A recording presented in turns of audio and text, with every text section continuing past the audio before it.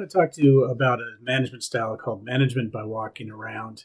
And it has to do with listening, it has to do with observing, it has to do with walking around your factory, walking around your plant, getting out of your office. A lot of times we know business managers that sit in their office and run their business without going onto the production floor.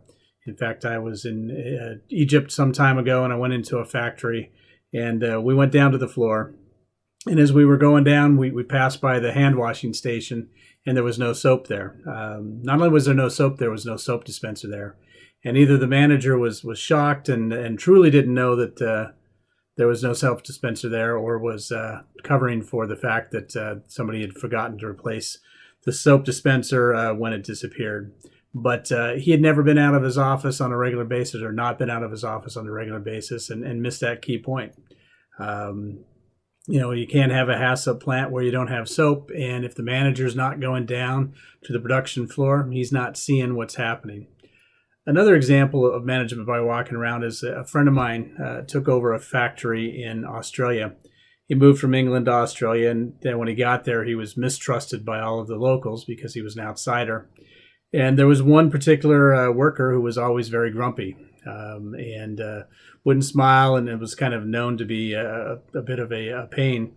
And my friend, he went out walking around, and he walked up to the guy and said, "Hey, what's going on?" And the guy says, "Well," he says, "you've been here for 3 days, and that's great, and you're seeing you more than I saw the last manager." He says, "I do have an issue I'd like to talk to you about." He says, "Look up here." He says, "See that leak in the roof there?"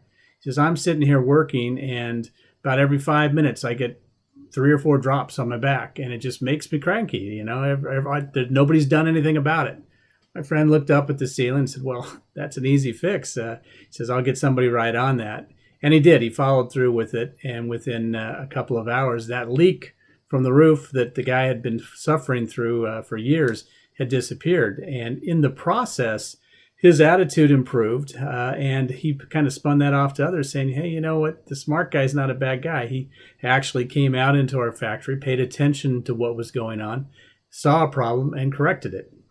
So we encourage you to network with your workers and understand their issues, which will help you manage them better and help them become more productive workers for you.